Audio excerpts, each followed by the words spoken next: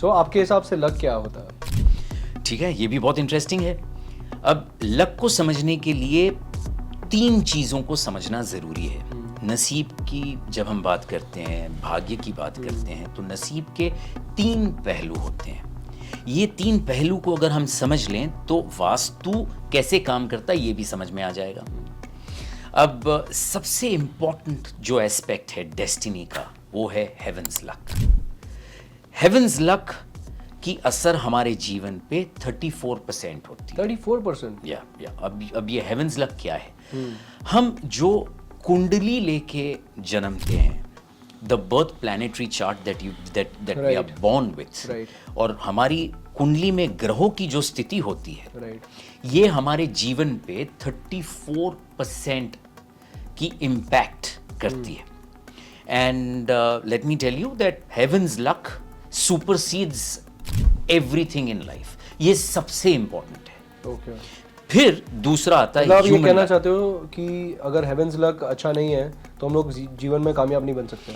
कामयाब नहीं बन सकते ऐसा नहीं है, कामयाब जरूर से बन सकते हैं, लेकिन वो कामयाबी हासिल करने में बहुत तकलीफों का सामना करना पड़ेगा। तो जैसे आप बोल रहे हो हेवंस लक मैटर करता है, इंपॉर्टेंट है, सबसे बड़ा लक फैक्टर है, तो अगर किसी के लाइफ में जैसे प्लैनेटरी पोजीशंस में अगर मंगल है या शनि है तो क्या उसको दिक्कत आ सकती है? बिल्कुल, मंगल और शनि से दिक्कत नहीं आती, क्योंकि हर किसी की कुंडली में मंगल और शनि तो होते हैं। मंगल नेगेटिव है या शनि नेगेटिव है, इसे देखना पड़ता है। जब मंगल या शनि नेगेटिव होते हैं तो जीवन पे निषेधात्मक प्रभाव आता है, नेगेटिव इम्पैक्ट आती है। लेकिन इसमें मज़े की बात यह है कि आपकी कुंडली में अगर मंगल दोष है या शनि दोष है सागर, तो इसे वास्तु के इंटरवेंशन के द्वारा ठीक किया जा सकता है। लेकिन ऐसा कैसे हो सकता है? तो सबसे पहले इसको समझ लेते हैं, ठीक से समझ लेते हैं डेस्टिनी क्या होती है, तो इसका जवाब अपने आप मिल जाएगा। राइट। अब हमने हेवंस लक की बात की, ये हमारी जिंदगी में 34% रोल प्ले करता है।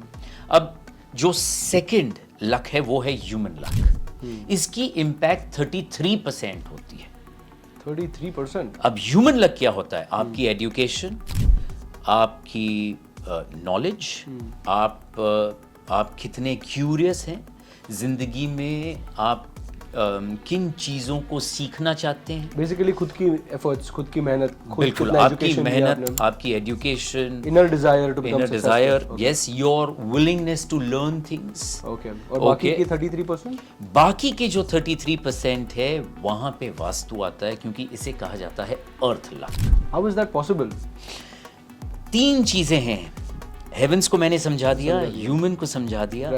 अब अर्थ लक, अर्थ लक का मतलब होता है पॉजिटिव वास्तु। अर्थ लक का मतलब होता है कि आप जहाँ पे रह रहे हैं, आप जहाँ से काम कर रहे हैं, वो एनवायरनमेंट आपके लिए कंड्यूसिव होना चाहिए, वहाँ के वाइब्रेशंस पॉजिटिव होने चाहिए। वहाँ पे आपने जो कुछ भी डिज़ाइन किया है in terms of the positioning of the rooms, placement of the furniture, the color scheme, the elements, the shapes, everything has to be in sync